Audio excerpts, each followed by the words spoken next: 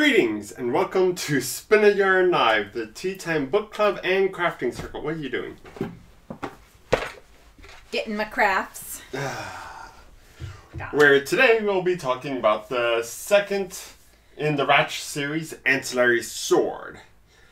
But first, we will talk about what we're crafting. So go ahead and go on to Twitter at #YarnItAll or Reddit r/SpinAYarnLive and let us know what you will be crafting during this episode. Okay. I am crafting a shawl, a lacy shawl. You can't really see. It's one of those triangular shaped shawls which will look triangular after I've blocked it. It is not currently blocked. This is a free pattern to download from knitpicks.com. It is called Lavender Fields by Violet Lebeau. So yes, so that's what I am working on. I am almost done, but I left my notebook downstairs that was monitoring what row I'm on. So while you're talking about what you're doing, I'm going to run downstairs real quick. Professionals. I'll be right back. I was making the tea. So, I am working on the same project I was working last time, and the same project I will be working on the next 20 episodes. It's a pattern by Monica from www.magidifilo.it. It's in Italian, so I think it's free. I don't know. I will have to find that out. I also have 5 threads on needles simultaneously. But look how neat the back of it is. Let's see. It's very neat. It is very neat. Good job. Okay, so tell us about the tea we're having today. Okay, so today, back from when Paul and I, way back in the day, first got married, all the way back in 2010, we went to Disney World for our honeymoon. So I got this Wonderland tea. This is the official unbirthday tea, is what it is. Also authorized for real birthdays, it says down there. So this is the Mad Tea Party blend. And it has peach in it. I know because I can smell it. Okay, so black tea, safflowers, ginger bits, apricot bits, peach, and apricot flavors. There's not real peach in here, but let's see. Let's see what we got.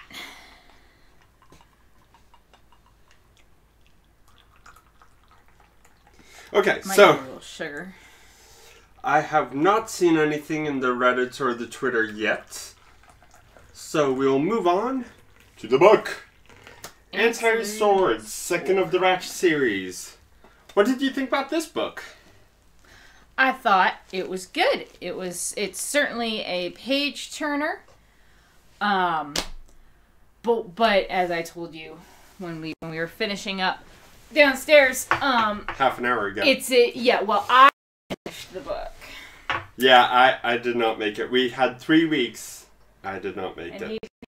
But he's read it before, so hopefully he'll remember things as I talk about them. But it's becoming more of a space opera, and less of like a shoot 'em up. It also says the sort of space opera audiences have been waiting for. Mayhaps. So, I mean, it's not like it's devoid of action scenes. Obviously, there are action scenes, which I like. But no, I liked it a lot. What's interesting is that in the first book, Ancillary Justice of Torn, that's what the ship is. The ship is a justice. And this one is Ancillary Sword.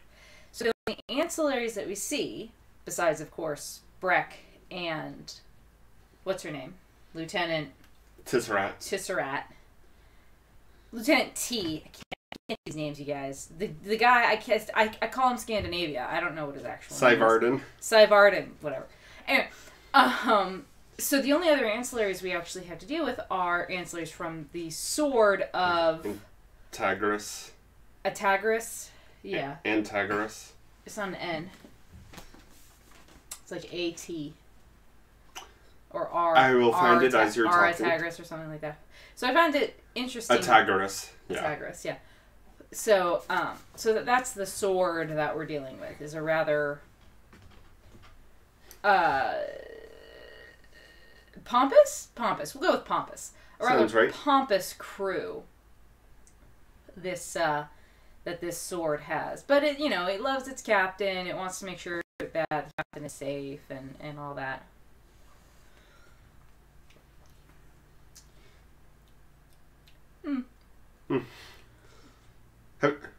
Did you say we had this before? No, we haven't had this before. Like I said, I got the tea way back when we got married, which was 8 years ago. And the tin isn't exactly airtight. Is it not?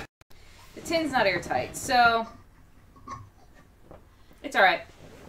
It's probably the equivalent of something like a tea bag version of it. Still too hot. It's too hot for him. But so it doesn't really have that freshness that one really expects with loose leaf tea. But again, it's old tea. It's not really been properly stored. But whatever. I was trying to pick a tea we hadn't done yet. Because I was leaning towards either the Irish whiskey tea or that vanilla tea. Which are both very nice. Which you can't really go wrong with. You can't go wrong with, but we've had them before. So I was like, well, let me try something new. Okay, so anyways, you were talking about seeing some more ancillaries. So, I want the peanut butter to go everywhere. I'll just put it down, shall I? There we go. Why would you tell me to say something right as I put something with peanut butter in my mouth? I don't know. Why would you put something peanut butter in your mouth while we're doing a show? Hey, Punham. I wanted some snacks. Hi. He's a good kitty. He is a good kitty. Here's our giant... I've lost my project. And now I've lost my cat. The cat's fault. It is the cat's fault. Oh, it's not the cat's fault. It smells peanut butter. Anyways, you were... So, the ancillary... So, it was interesting to see from Breck's perspective, that she's... on the one hand, she doesn't really care for their captain. She thinks that the captain's kind of an idiot. What did Lieutenant T call him? Fishwits? Fishwits. Something like that. Right. Which is not entirely inaccurate. But at the same time, she's still she's very envious. She's like, I wish I could go back. No pause on the drum. On the table. She wishes she could go back to having multiple. Having that. Yeah. To being her full ship, her full accompaniment, which she can't. But mercy of Clar, which Caller. These names, but she's on mercy of Caller as the captain, and of course the ship knows, the medic knows, and Lieutenant S knows. No pause on the dummy. So, oh my god, this cat. So ship actually, the Mercy actually does a fair job of trying to make Breck as comfortable as it can. She can't... And especially because Mercy of Caller also has lost her ancillaries, as it were. So she wants to be able to have ancillaries as much as Breck wants to be a ship. Yeah. And but it was said in the previous book that, Breck cannot be what Caller has lost, but that they'll work together. They'll work together, which is good, and it's fun. I like the idea of, in these books, this idea of the ships really having this personality. I really, really like that. Like, they're not terribly distinctive, but each ship does have a personality. Yeah. Absolutely. Now, in Breck's case, she's just angry all the time, but, that's Breck's little character flaw. She can't be a perfect soldier all the time. But it's very akin to, like, Farscape with Moya. Yeah. Who was an actual physical living being that was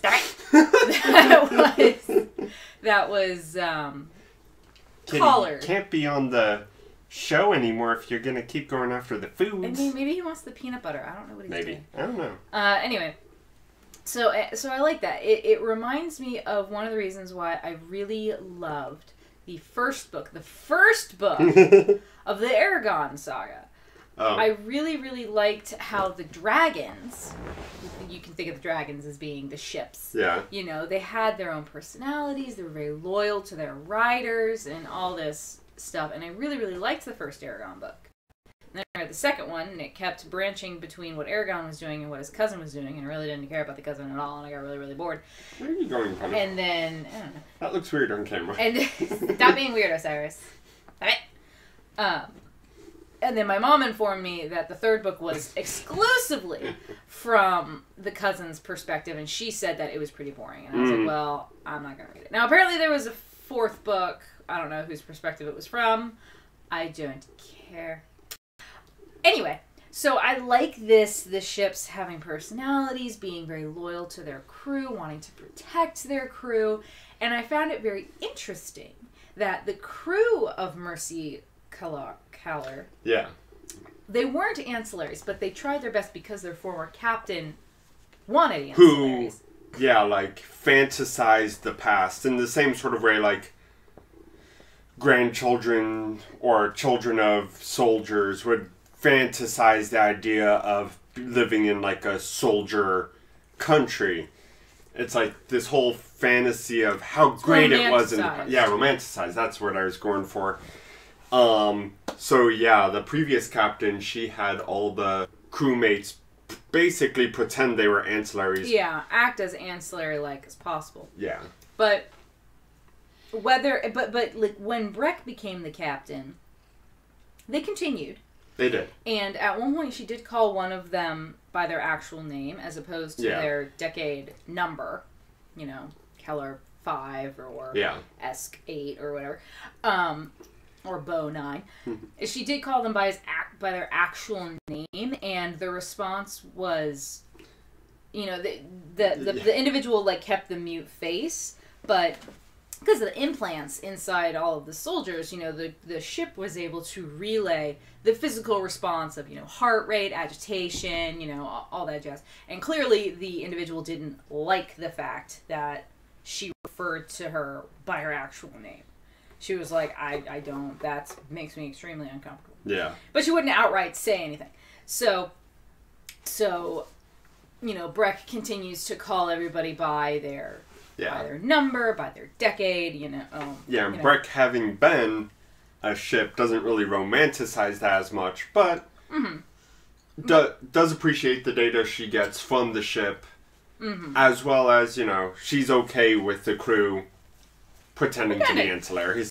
In fact, when the ancillaries from the Sword are around, they do their absolute best to be as ancillary-like as possible. Yeah.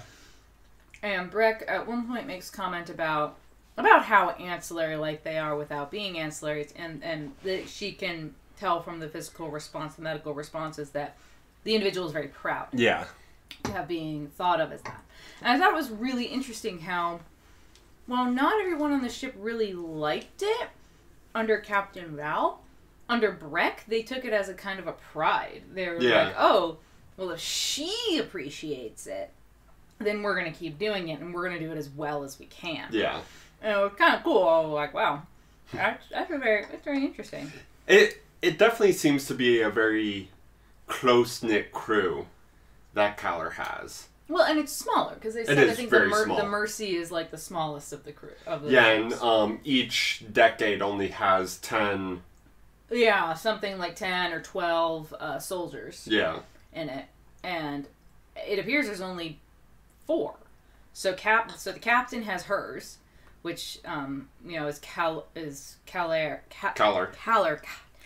Caller, you know, like 1 through 10 or 12 possibly. 20. The Caller has double the... Okay, yeah, Caller's got 20. And then Lieutenant S has 10. And then Lieutenant E, I think, had 10. Yeah. And then Lieutenant T has 10. I'm not going to try to pronounce their names. I'm sorry. Okay, look, I tried, all right? I tried with Scandinavia and... Electra, I think, was the other No. one. And then I'm not going to say the name that keeps coming to mind when T pops up. Needless to say, it's a much shorter version. Okay. Anyway. So, you know, it was interesting. But, okay, so what did you think about the Tyrant? They call her the Tyrant now. Yes. What did you think about the Tyrant's plan of trying to send an Ancillary with her, with the captain? You know, it was one of those things that I would call it understandable. Anander couldn't really deal with Breck the way that Breck probably should have been dealt with. Mm-hmm. Just with everything going on. So basically, the no Ancillary Anander, or no expansion Anander, wanted to just take Breck and aim Breck towards the war Anander. But you couldn't, if you were that peaceful Anander, you don't want to just send Breck by yourself. You want to send someone, and then Anander, all of Anander is clones of herself. So yeah, she had to do something weird to do that. And it's like, it was a plan put together as quickly as possible, and I'm betting that Anander figured it only had like maybe a 20% chance of working. Because it's like, when, you know, we see at the beginning of the book, she's been assigned this lieutenant, what they refer to as a baby lieutenant, which makes sense because she's 17 years old, and that's... And first command, and Yeah, I'd never been in space before, you know, blah, blah, blah, blah, blah. And what she does is she goes to see the station commander, who is, of course, an old friend and knows who she is, and asks for her opinion of this young lieutenant. And she said, like, she was... Flighty, and, you know, when Breck first saw her, she had these ridiculous lilac-colored eyes, and she was like, oh, clearly, this baby lieutenant paid for that kind of, look and everything. And so, she thought she was going to be frivolous and flighty and everything. And then she wasn't anything like what the station commander said she was going to be. And that's when Breck was like, something's wrong. This is not flighty. This is different. Breck is not stupid. No. So Breck is by no means stupid. But also, she didn't just outright do anything. She gave it a few days, waited until they were in gate space. She wanted to be wrong, too. And wanted to be wrong, and pushed really hard until it was very clear that this poor little baby lieutenant got implanted, made into an ancillary of Anander. Yeah. And then, of course, Breck and the medic remove the ancillariness of Anander, and now we have someone who's... Because the original lieutenant... And not the lieutenant, Yeah, original Tisserat is dead, because she was turned into an ancillary. And of course, the Anander personality in there is dead, because the things were removed. So now we have someone... new. Who still has memories of both of the previous people, but who isn't the previous people. Yeah. So, what did you think about Anander's plan, since you brought it up? Well, like, I kind of thought it was pretty dumb, because I was like, how is an ancillary not going to recognize another ancillary? Especially since, first of all, Breck is what? Some 2,500 years old, something like that. And she has had so many ancillaries and know what it is to happen when... That was almost a sentence, wasn't it? And, know what it's like when a body is brought out of suspension. Yep. And all of the, doodads have been put in place in their heads and the implants and everything. And then to have it fail. That body is always sick. That body is always... doesn't have their balance, it's just that the implants have essentially failed. They've not taken. And so she's looking at this person who's the only reason that she's not exhibiting this behavior is because the medic has her hopped up on meds. Yeah.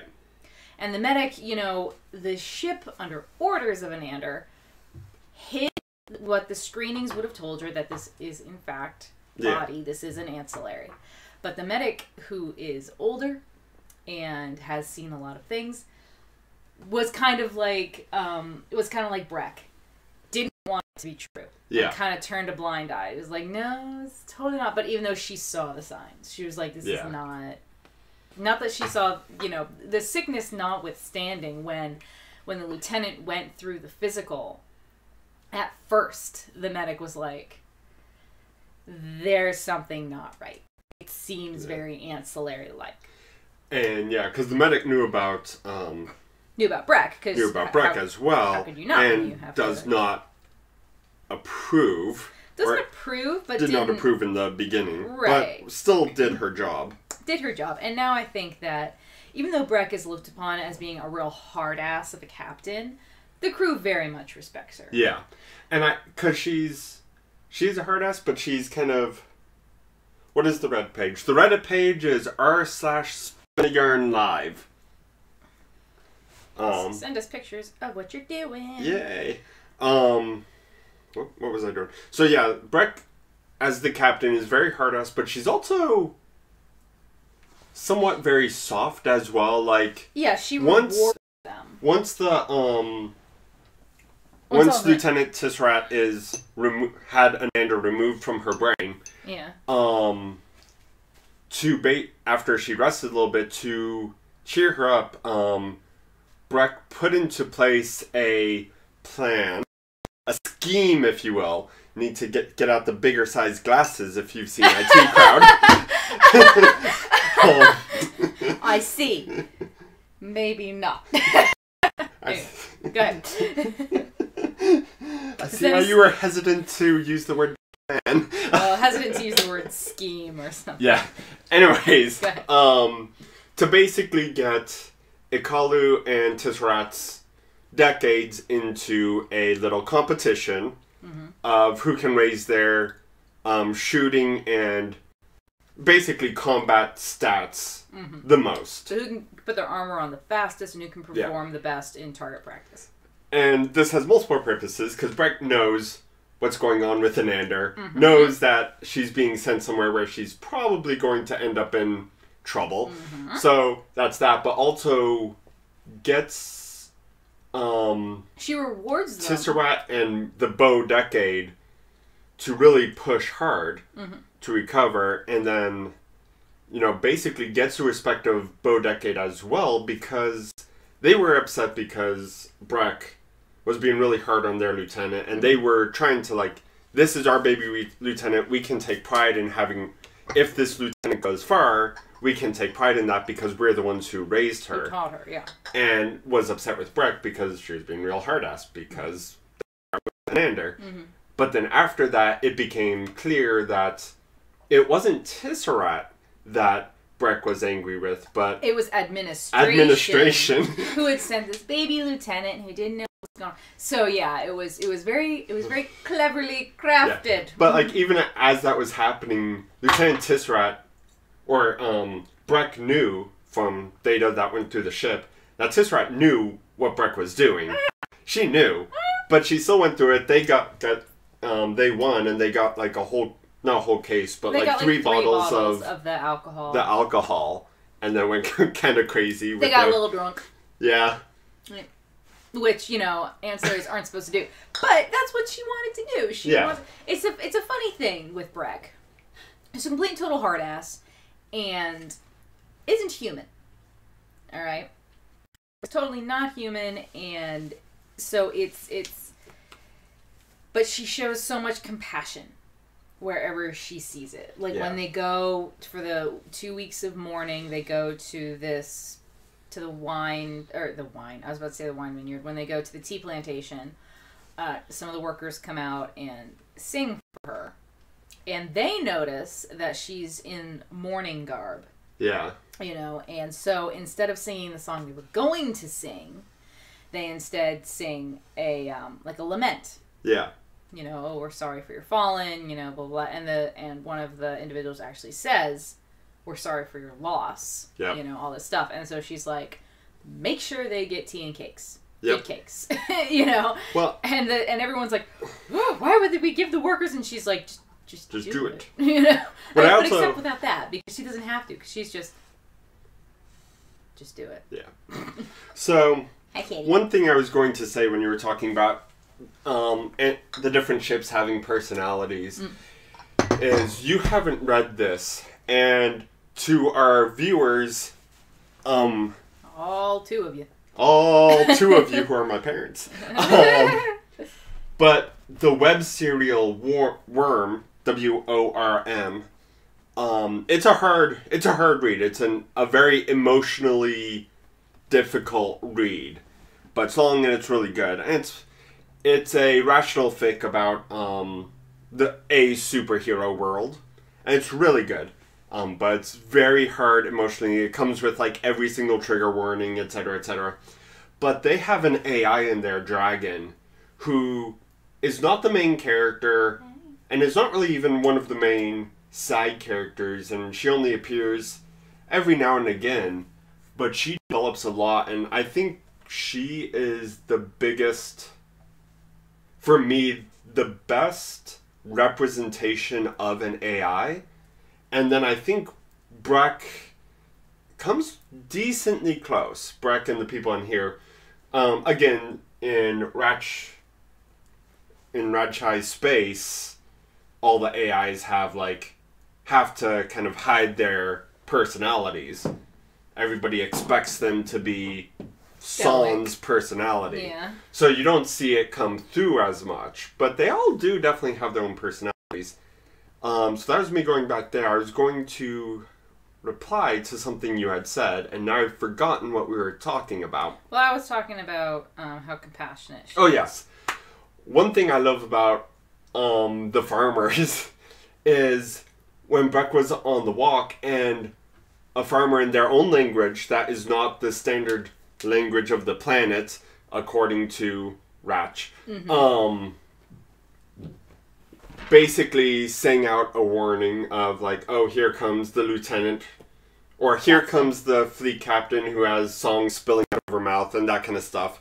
And just a very Cyrus clever limerick to just say, oh, this person is here, everybody beware. Yeah. So later, like, they didn't know Breck could speak this language, so later when Breck goes to like their leaders to have a discussion, as she approaches, she sings basically that same limerick, the same thing. I am the soldier. I am that, yeah. Would you get your paws off of this little baby?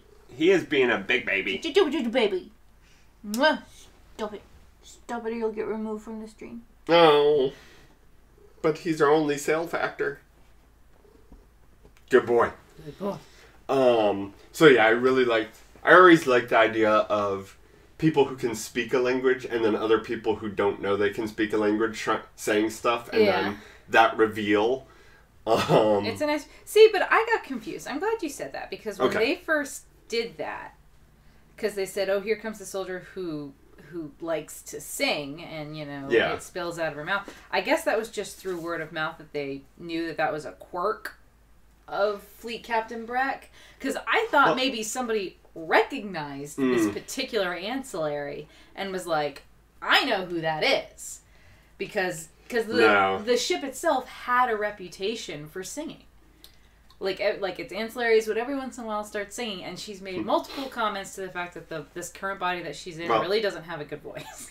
Well, because the other thing is when Breck arrived, they had the farmers sing for her. Right. So the farmers were told that she's a collector of songs. Yeah. And we already know that Breck tends to unconsciously sing as she's doing stuff. Mm-hmm. So yeah, it's probably... And it's the thing, like when she doesn't, everyone knows that she's ill at ease. Yeah, something's wrong. And so even the crew of the Mercy have got... Would you stop it? Oh my goodness. This... Osiris... Stop it. Kitty. I hope he doesn't try to jump. Oh gosh. Don't headbutt me. Please don't jump on my china. That would be bad, kitty. Let's see. Because they they make the comment about that. Will you please top me up as well? Yes. And even now, the soldiers who aren't actually ancillaries but act like ones, they've been humming and having their own decade songs. And it's just like, this is so weird. Like they're acting like Justice of Torn. Yeah. But they're not acting like Mercy of Kalar, which is what they are. But I don't know. It's weird. Yeah, I think it just comes down to they have grown to have such respect for Breck, because Breck does as well. And that's one of the things that I've lost my crafting again. Why don't you put it on your lap or something? Because there was a kitty. But one of the things that was weird in the first book is Breck was mentioning how ancillaries have their own favorites, and they do have personalities and all this ships kind of have stuff. Their favorites, not ancillaries. Yeah, ships. But also station AI. Yeah. But then when she gets to the main station, she doesn't really try to be nice to the station at all, which I found weird. But again, she was going there as an infiltrator. She knew things weren't going to go well. Whereas in this station, she was being much more polite, talking to the Sword of Atagoras directly. Which took it by surprise. It was like... Yeah. Yeah. I mean, it wouldn't actually show even that much confusion on its face, but she knew that it was like, why are you addressing me directly? And that brings me to... what? Oh. Our sound is on, right? Yes. Last time our sound wasn't on. My parents were late because they were filling Mom's craft room. With what? Everything. Okay, anyway. So that brings me to the end. And what did you think about now it's out? The sword knows. The other captain knows, and now the rest of the crew knows. Breck was ancillary? That Breck was ancillary, and that the lieutenant is ancillary, too. I'm gonna risk. That's true. Yeah, no, that's a big deal. Was there any... Because, again, I didn't finish reading this week's assignment. The Mercy... Kalar itself... Yeah. When Breck is in medical and recovering and stuff... I guess Kalar 12 comes in. They just call 12. It must be Kalar 12 because everyone else only has 10, like you said. Yeah. So Kalar 10 comes in and says, "Captain, I'm ship." And she's like, "You're not actually ancillary, and it's not something that you really want to toy with." But the individual is still like, "For right now, I am ship." Yeah. And the ship is like trying to console Breck and be like, and gives her a hug and like all this stuff, and I'm like, ships are not weird, but it was adorable and at the same time odd. Yeah. Like, I don't know what did the individual do just for the moment, like have their just like push their consciousness aside for a moment and allow the ship, or just let the ship take over as much as it could, I think it was just like they were getting descriptions of what the ship wanted them to do, and they were just following the directives directly. And then that's the thing. You've got this crew member who's being that. Yeah. Is loyal the word? I'm not sure. Yeah.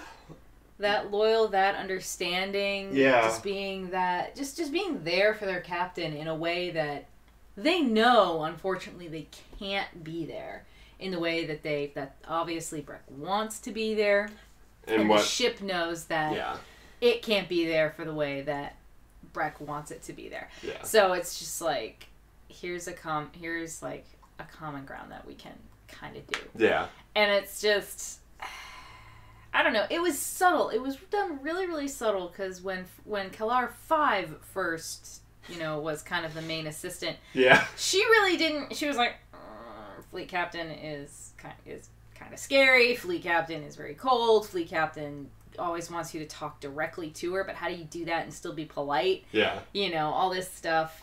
But then, you know, especially with allowing Five to get the tea. Get the nice china. Yeah. And then, you know, that's all that she ever wanted to use to serve people. Yeah. And, you know, she's just like, okay. Like, I understand Five really likes the china and everything. Okay, Five, you can do whatever you want with it. Yeah.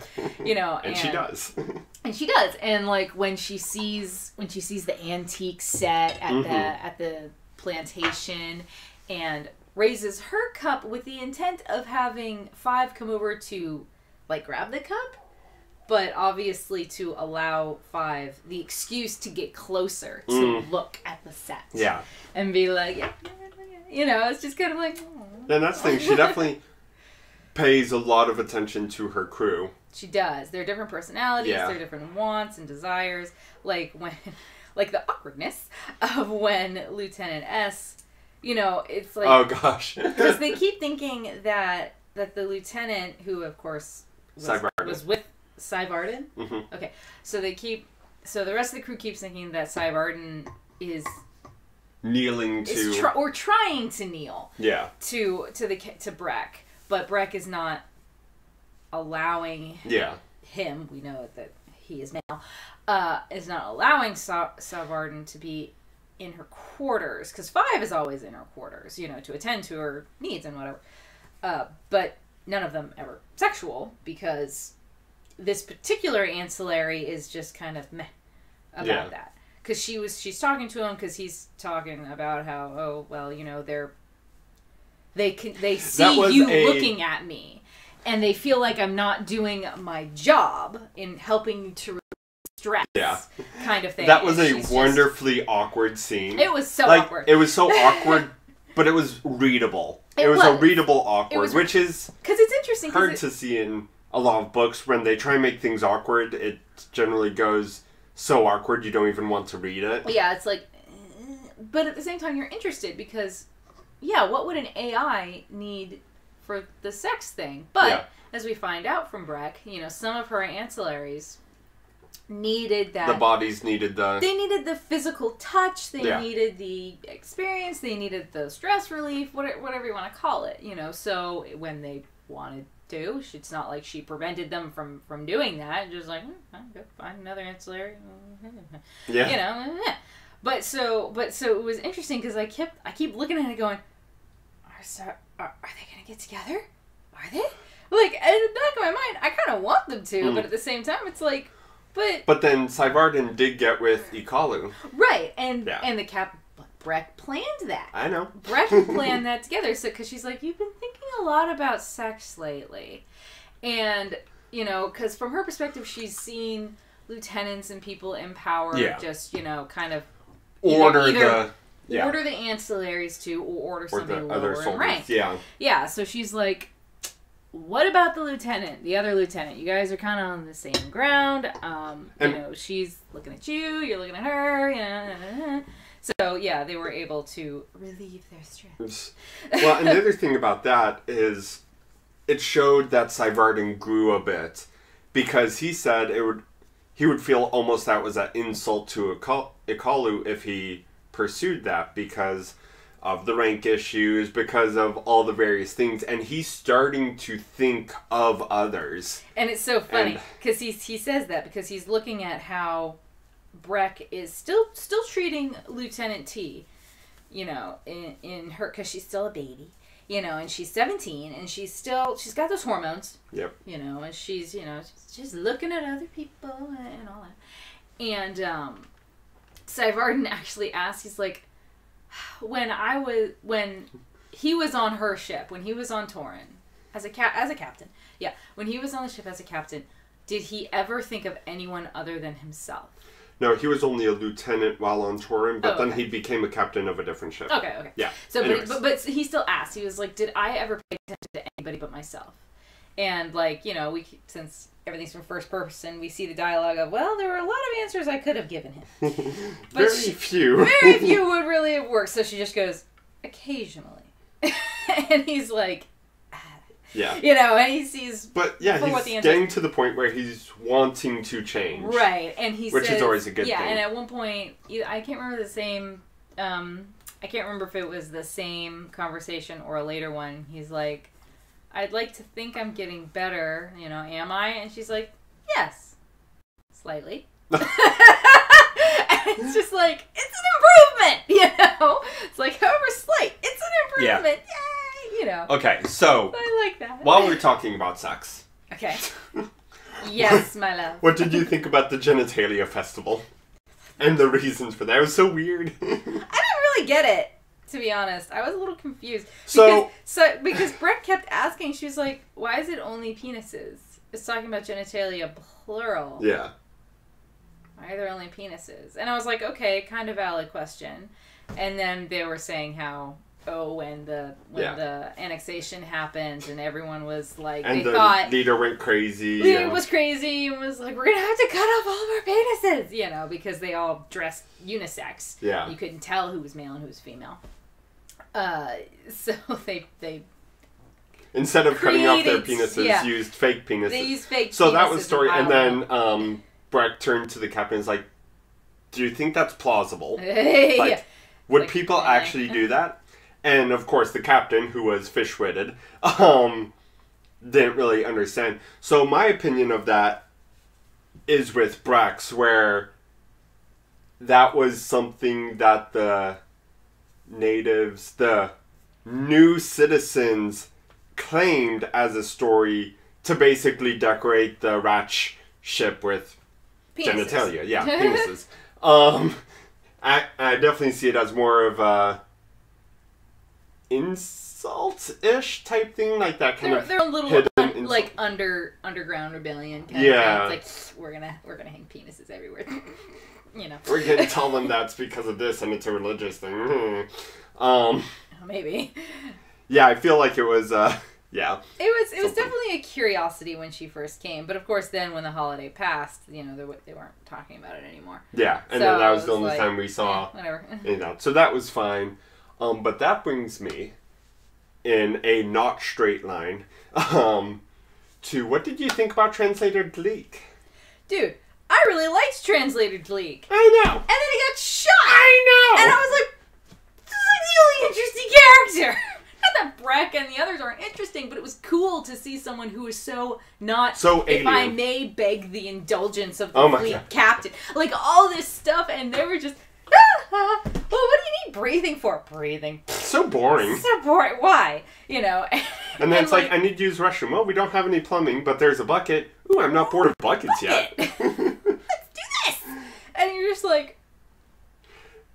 But it's also kind of scary because, like, the gun that Breck has, sensors cannot pick it up. Right. And very clearly that the humans that the Presker breed to translate for them with Radch, with the Radch High Society, they also have the ability to basically fool sensors because the station was like thought that the translator was still in the room even though the dead body was right there. Right. So it does. It makes for interesting because you're like, they've got some cloaking tech that we totes don't. And of course that's why the treaty was made. Right. Because totally they could absolutely annihilate. wipe out them. Yeah. And they're like, we won't.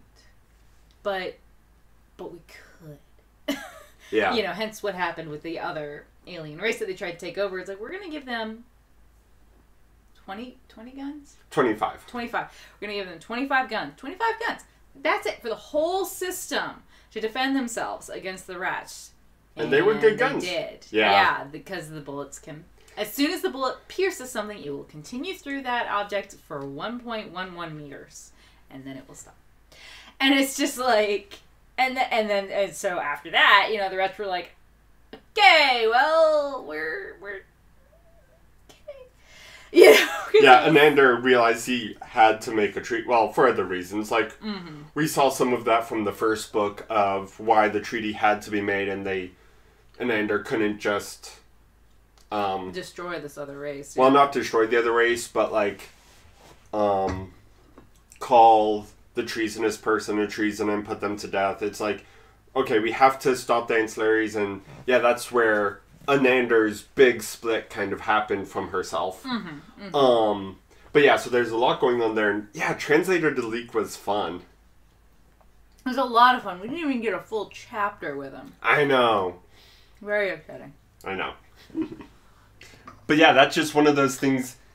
It but at least pushes up the threat of the Presker, because the whole series up to this point, the Presker really haven't been part of the series, and it's just been kind of threats, or like he who must not be named. Yes, this looming threat. Yeah, but you don't really know.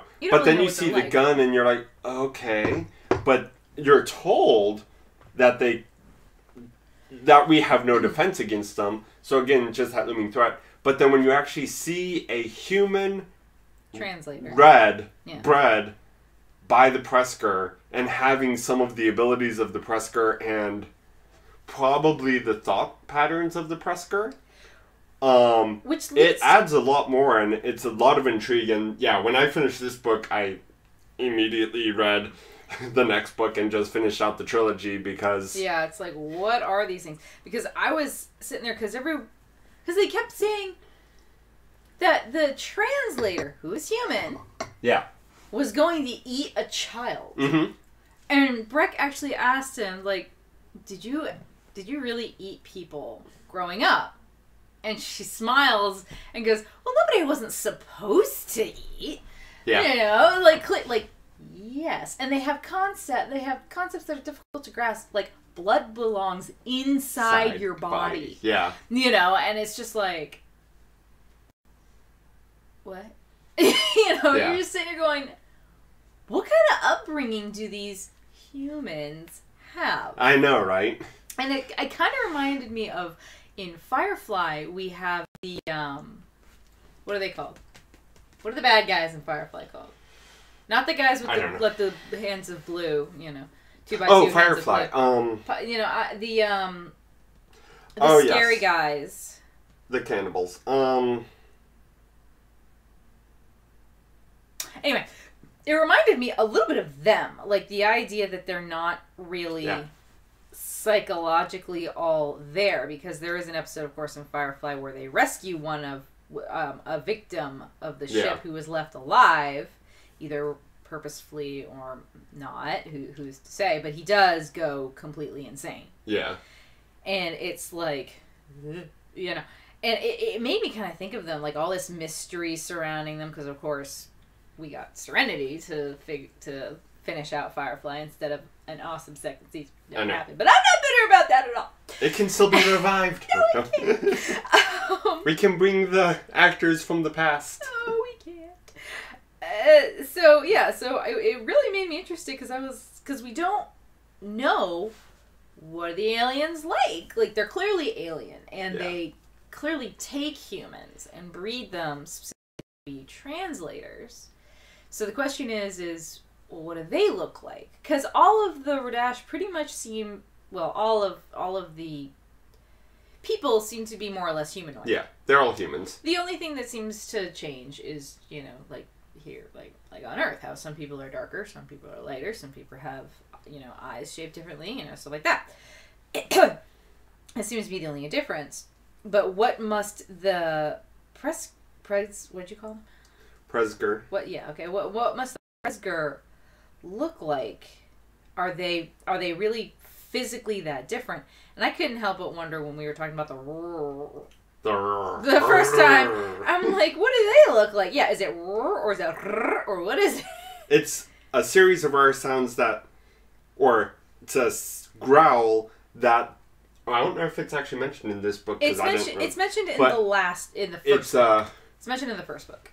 Growl that the best way in Radch language or English to transliterate the sound is with specifically 6 R's, or is it 7? It's with a bunch of R's. It's yeah. But there's no G, so it's not like it's just it's like but there's like the pronunciation is different, like and are two different words or something like that. Yeah, they do. They talk about it in the first book. Yeah. Not in Sword, but in Justice they do. But yeah, so I'm still kind of reeling from the fact that now the secret is out, and because Breck turns to the sister because the sister says I couldn't I can't help but wonder if you had been there when my sister had been killed. Yeah. If you could have made a difference. And Breck's just like, why would you say that right here, right now, in this exact moment? And she just couldn't. She just turned to her and said, I was there. Yeah. It was me. I shot her. I am Justice of Torn. And then I turned my weapon on the Lord. Yeah. On the Lord of Radch. And that's what happened. And like she just lets it spill all out. Everyone who's there is listening except for Lieutenant T because Lieutenant T is in a state of yeah. And then she just turns and goes to the lieutenant and is just like, I'm gonna comfort you now because I don't want anyone else around me to look at me right now. Even though that's what everyone's doing. So of course, Syvarden. I don't know why. And so Syvarden is, the one that gets all the other soldiers in shape. He's like, all right, go to your post. Because everyone's just like, wait, what? So I'm just like, and but Mercia color is so nice to Brack, and it's so nice. I know. Even though it's younger, isn't it? Mercy is younger. Yeah, Mercy is a lot younger than Brack is, or Torn, or 1ESC19 as is the actual name. Yeah. But yeah, it's pretty cool. Yeah, so that's definitely something I like about this. And there's a lot of series that have a similar type thing. But with all the kind of mystery and just how big the universe is in this universe, I don't know, I definitely feel like it has like the potential to be as big as like Star Trek or Star Wars. Maybe not quite that big yet. I mean, we'll see what Ann Leckie does. Her newest book, Evidence, is out, and I have it, but I have not read it yet. And I'm so excited to read it, but I have not finished this one yet. Well, for the second time for this episode. Yeah. But now that I'm partway through, I'm going to have to finish this one before I can read next week's book, so that's going to be fun. You're going to read this one and then the third one. What's the third one called? Ancillary Mercy? That doesn't sound right. That doesn't sound right at all. That doesn't sound right at all. Ancillary Justice, Sword, and then... No telling. Ancillary Dead. No. I hope not. But who's to say? I mean, she is a machine. So we'll see what happens. But yeah, no. So I did enjoy it. Again, definitely a page turner. Being all of 300 whatever pages, I still read it in 2 days. Mm-hmm. So it's like it's obviously a very fun book. But next week, because we need to start wrapping things up. Unless do you have some comments? I did have some comments from the first 8 chapters. Let's see. Oh, one of the things I want to get your opinion on. Okay. Or your thoughts on. The saying, water will wear away stone, but it won't cook supper. Do you remember that scene? I do. Where apparently that thing, if you say it, is, even just the first part, water will wear away stone, if you say it with enough sarcasm, because what it means, literally, is, everything has its own strengths. Mm-hmm. But if you say it with enough sarcasm, it's basically like, in the universe where there is the one main God, it's like, everyone is here for God's purpose, but for the life of me, I can't figure out that person's purpose. Yes. And just that level of sarcasm I just love. Yeah. Let's see, what else did we do? So I started, Stop saying It is Ancillary Mercy. Okay. When I did the first myth book for this series, I was keeping track of each scene. And in the myth series, each scene, like each set piece that you would make if you made it into a movie, corresponded to each chapter. In this book, you have like 7 or 8 scenes per chapter. You do. Which is a lot. So yeah, I was trying to mark out all the scenes, and each scene is only like 3 or 4 paragraphs long. If that. Some of them are just sentences long. Let's see. In the first scene, we're talking with Ananda. I'm not going to go through every scene. Okay, don't worry. I was like, we're trying to wrap it up. It's almost 5. I know. She's talking with Ananda and sees a tea set that looks pretty plain, but is, with its age and its craftsmanship, is worth more than some planets. Did you pick up on that? I did. Did you want that tea set? It's just a plain white porcelain. Yeah. With, I think it said just a gold rim. Yeah, something like that. Something very simple. Very simple. Did I want it? No. If it was green, a green set with a gold rim, then maybe. Yeah. But again, you have this huge spacefaring race, like just galaxies, well, not galaxies, but systems. Yeah. Systems upon systems of planets of this society, to the point that you could actually have a tea set that is worth more than some planets. Yeah. So, now, granted, some planets like, well, I can't say Pluto because Pluto's not a planet. Oh. It's a dwarf planet. So is Sears and all the others. But I can see some like rock planets that don't have any worth to them really not be worth, $100. But,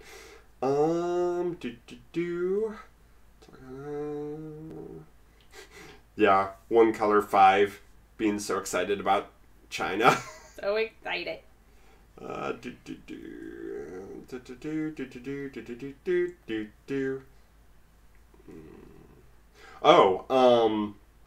Breck at the shooting range. And just... Well, Captain is pretty fucking badass. Yeah. I love that. I was just like... Yeah, because the decades were cursed, but they're not supposed to curse because of their previous captain.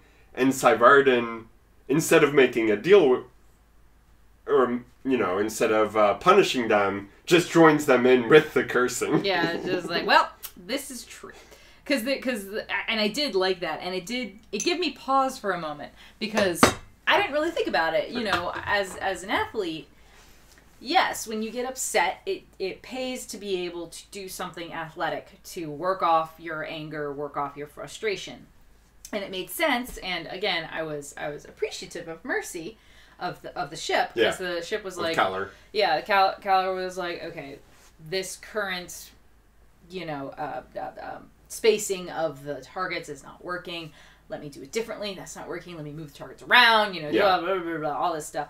To the point where Breck is not really acting human anymore. Yeah. But is acting actually as Superhuman, an ancillary. Acting as a soldier with implants that can move faster and with more efficiency. And of course, what the decades and the crew think is that she's from special missions. Special mission. And they're like, oh my God. They're like, holy, F. Which, of course, I already said it. You've already said it, so. They're like, holy fuck, if that's what, special missions is like, all this. And there's this tension where you're just like, yeah, training. Yeah, that's totally what it training. is. And then Breck is just like, well, yeah, she is pretty fucking badass. Yeah. And they're just like, okay, all right, cool. And you're just like, good diffusion there. But yeah, I thought that was pretty cool, because I didn't think of it until the decades were staring at her, and I was like, okay. Yeah. Oh, but Syvarden's there. Okay. Yeah. So yes, that was Ancillary Sword. I mean, is it the hardest of sci-fi? No. But I like it. I like it quite a lot. Mm-hmm. It has a universe opening up, and we'll see where Ann Leckie takes it. We kind of have one human civilization with one primary alien civilization outside of it, and then like 2 other small alien civilizations that don't interact with humans too much. So unlike... one of them was destroyed. So unlike Star Trek, where you fight Windows screensavers, or Star Wars, where every planet is an alien species, it is a very different thing from both of those and doesn't have that extensive of thing. Yes, please. But it has enough mystery and is large enough that I feel like you can build a decent, that's fine, universe out of it. So I'm really curious where she's going to go with this. I am curious about the Ghost Gate. Ghost Gate, what yeah. What ship lies beyond the Ghost Gate? What's in beyond the Ghost Gate? In the back of my mind, I'm like, I hope it's Justice of Torn. I want Breck to be reunited with her ship. I will not give any spoilers about the third book. I know. You've already read it. Yeah. But yeah, I know. Because when that was first brought up, it was like, oh, there must be a ship. And of course, Syvarden recognized the wreckage that had come out originally.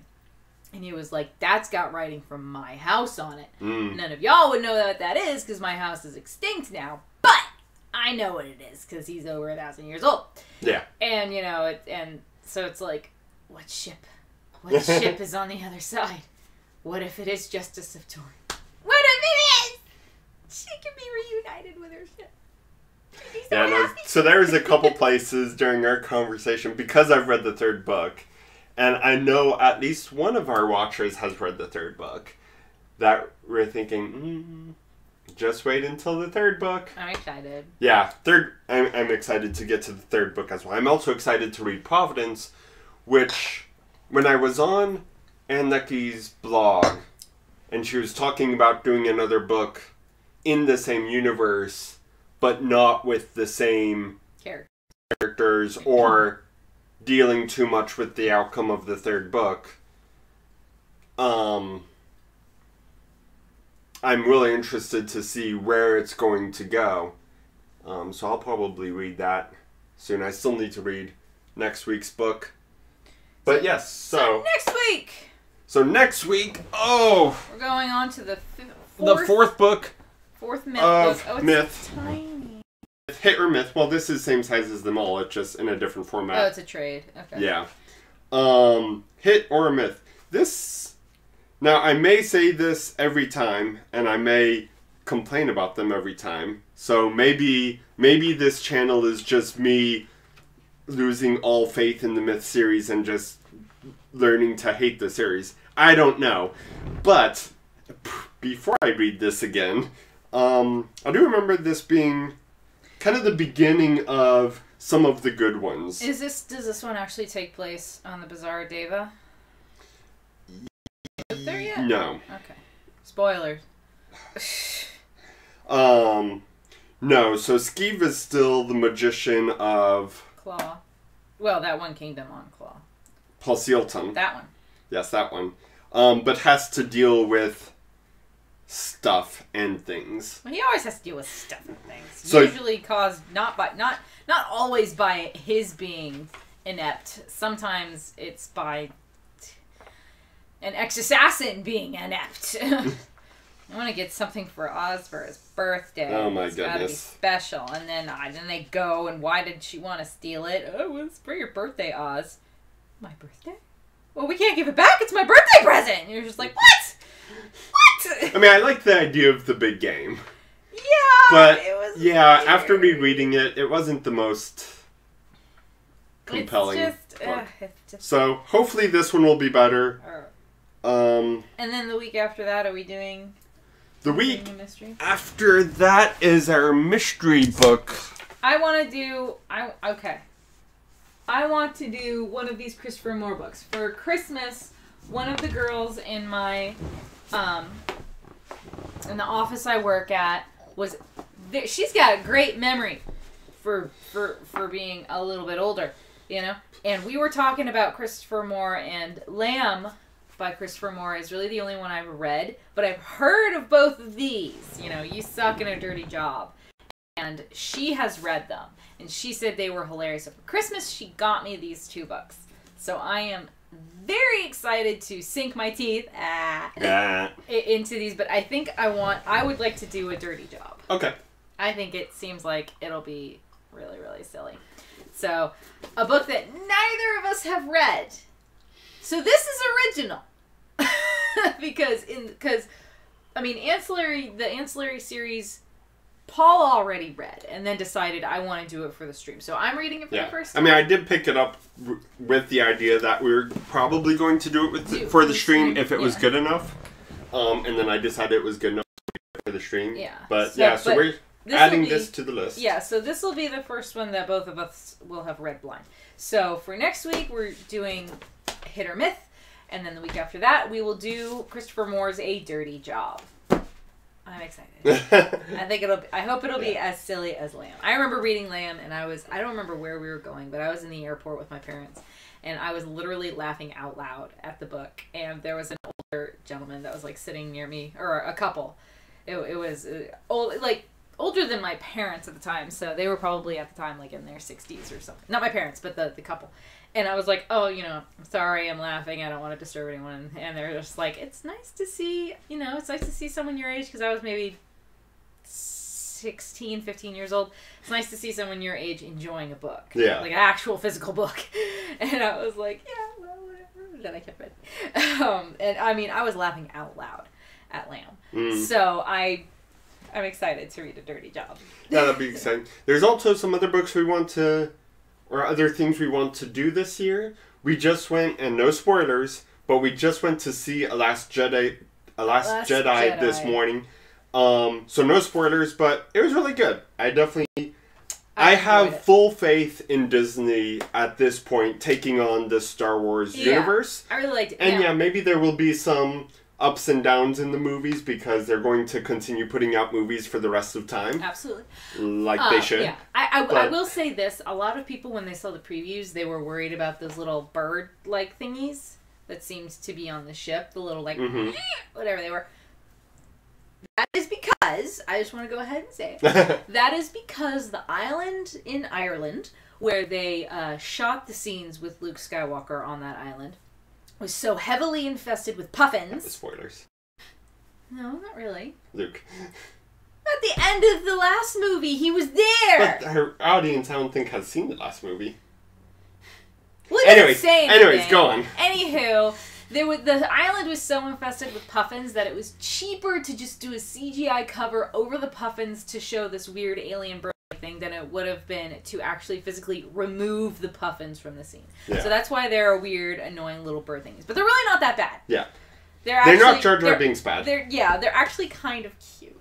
Yeah. There's a couple scenes that goes too far, but for the most part, it's fine. The one I like is when we're first kind of... This is not spoilers. This is not spoilers of the plot or anything like that.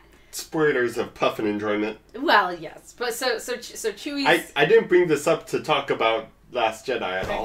Okay. Well, anyway, Last Jedi is really good, and what I really like is that it's not as serious as even the original trilogy, which had its funny bits, Yoda interacting with R2 or something like that.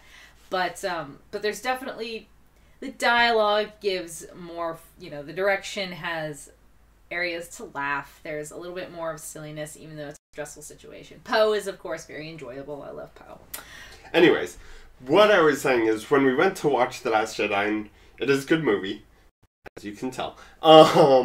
It had a lot of previews. Oh, yes! And a lot of previews I got really excited about. Yes. One, which I was intrigued by, and it looks a bit like one of those old, 90s kind of silly movie type things, like maybe a Stardust style movie, but more movie. Fantasy is A Wrinkle in Time. And it looks interesting. Pretty interesting. And I have to say this, as someone who worked at a bookstore, oftentimes during the summer you had parents and kids coming in saying A Wrinkle in Time was on their required reading list, so they would come and they would get it. And I honestly don't remember ever having to read it. I think it was an option, because at the school I went to, you had 3 required books, and then you chose 3 more from a list. Yeah. And I think A Wrinkle in Time was always on the list to choose from, but I never chose it. Yeah. So I've never actually read A Wrinkle in Time, despite the fact that I feel like every child who's about 12 years old has. Yeah, no, I've never read it either. Surprisingly, because I've read so much. I know. Even though my mom, for Christmas, sent me, and I think she wants them back, a whole bunch of books for this channel. So I clearly haven't finished reading all of my mom's library. But yeah, no, I never read Wrinkle in Time, and it looks interesting. So I figure We should before do that one. movie comes out, we should do Comes out a in March. March, I think, Yeah. a Wrinkle in Time review, just to have it, Yeah. and then Just to see what as the kind book of is a like.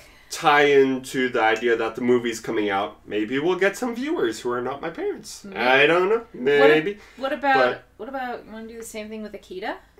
Because I've never read the manga or seen the original anime. We could do the same thing with Akita. Yeah, before that comes out. And then there was also another thing I'm interested in. It is Spider-Man. It's Spider-Verse. And this is... So I'm not a big comic fan. I never really got into comics for a lot of reasons. And a lot of reasons dealing with the industry behind the comics and who the people were that were coming out with the ideas for the comics. And then you read the comics, you're like, ah... But it is getting better. We're looking at you, Frank Miller. No, not getting better. I glare at you, Frank Miller. No. But the industry is starting to get better. And one of the things that happened is Spider-Man had a whole tie-in event just for him. And it was called Spider-Verse, where basically these big bads were hunting down the Spider-Men of every universe. Comic book plot, of course. But we already have Miles Morales from the Ultimates universe, who is black, and I think you were thinking he was gay. But he was the everyman, Spider-Man, the everyman hero of the Ultimates universe, which a lot of people love. So it's those two come together. But then we also get Superior Spider-Man, which is Dr. Octopus in Spider-Man's body, which is a whole fun run in of itself. Anyway, so as the Marvel movies were coming out, and I was looking for good Marvel stories to read, one of the suggestions was Spider-Verse. So I went in and read Spider-Verse and fell in love with it. And one of the outcomes was Spider-Gwen. Now, if you don't know anything about Spider-Man, that doesn't mean anything to you. But Gwen Stacy was basically Spider-Man's first love interest. In high school. And then she dies. And then What's-His-Face makes clones of her during the whole clone saga. Anyways, there's a lot of focus with... We didn't need to get into the whole clone situation. Come on, Clone Saga. Anyways, but yeah, Spider-Gwen came out as... instead of the spider biting Peter, it bites Gwen. And Peter ends up dying. Yeah, Peter ends up being the one dying. And then, yeah, so they meet each other and it's a very tense moment. Mm-hmm. But in Spider-Verse, that came out, Spider-Gwen was, I think, on the same panel as Spider-Hog and, like, another randomly made up at that moment spider thing. And that was all that existed in that issue, but the fans, especially the female fans, went crazy for Spider-Gwen because she's not sexualized. She's not just a female version of a male hero, even though she kind of is. But she's her own character. Yeah, because we have all that history with Gwen Stacy beforehand, she is her own hero. And there's a lot there. The design is really good and all that. So she ended up getting a spin-off, and the fans loved her. And she has her own comic series. She has her own comic series. And about that time, I believe like the chief editor or somebody in high power was replaced by a woman, and there's all these other, actually bringing women to the comics industry. Who'd have thought? Blows your mind. I've been drawing women for years. Now, I don't know how well that's been going because I'm not up to date. But Spider-Verse was one of the big things that happened during that change. And yeah, Spider-Verse is just a really, really fun. And I don't think it'll be in the movie. But there's this one scene where the bad guy infiltrates the universe, the Marvel universe of the Sunday Funny Papers. And 3 panels. So it's 3 panels done in the old... newspaper style, where the first panel is a recap of what happened last week. The middle panel is something new. You know, yeah, a little bit of dialogue, like, you know, 2 or 3 bubbles of dialogue. And then the next panel is the preview anticipation of next week. And so this bad guy comes in, and he keeps kind of getting reset and not being able to do anything. I think eventually he just goes away without destroying that Spider-Man because he just couldn't deal with it. Spider-Man won't. Yeah. Yeah. And it's so cute and nostalgic in the best of in a very wholesome way. And that's really what I remember about Spider-Verse. So they're coming out with this Spider-Verse animated movie. I really like the style of the style is really good. So that's another one I want to see about doing for the channel, is do the hardback cover book of the Spider-Verse. And it's a quick read. It's only like 20 issues of comic, which if you've seen us read the One Piece manga, basically means it's less than like the arcs that we've been doing for One Piece. Yeah, so like one volume of One Piece is maybe 10 chapters or 15 chapters, something like that. But when we do a whole arc of One Piece, it's several It's volumes. basically the same length as Spider-Verse. So that'll be a quick and easy one. So that's when we want to do, so Wrinkle in Time and Akita. Because of all the previews we saw today of movies coming out, it's like, oh, we should do some tie-ins for those. There are no original ideas for movies anymore. Hey, but at least they're doing cool things with them. Hopefully. We haven't seen... Any preview can be awesome sauce. It's true. I bet you the preview for The Room was awesome sauce. Oh, I don't know about that. You should watch The Room. The new Jurassic World preview looks exactly like a Jurassic movie. I'm excited about Jurassic Yeah, that's World. going to be a guilty pleasure. Anyways. It's just dumb. Okay, we've been going for well over an hour. How much progress did everyone make? I should have asked that before we got into our tangents. I did 2 rows. 2 rows, yay! I've done 15 stitches. Yay! I'm not sure we're very good at this. We're not very good at this. But we drank, I drank 3 cups of tea. So, good for you. That's plus. Alright. Oh. So, does anybody have anything else for us? It does not look like it. Nothing on the Reddits. And refreshing the Twitters. Nothing on the Twitters. Okay, so thank you for joining us. Join us next week for Hit or Myth. Get excited for the following week of A Dirty Job. A Dirty Job by Christopher Moore. It's about an average Joe who he and his wife are super happy together and everything's just fine. Thank you. They're about to have their first kid. That's great. And now he's been made into the Angel of Death. Dirty job, but somebody's got to do it. So that's going to be fun. So yes, join us then. Thank you for watching. And do we have a standard sign off? Nope. Bye. Oh my goodness.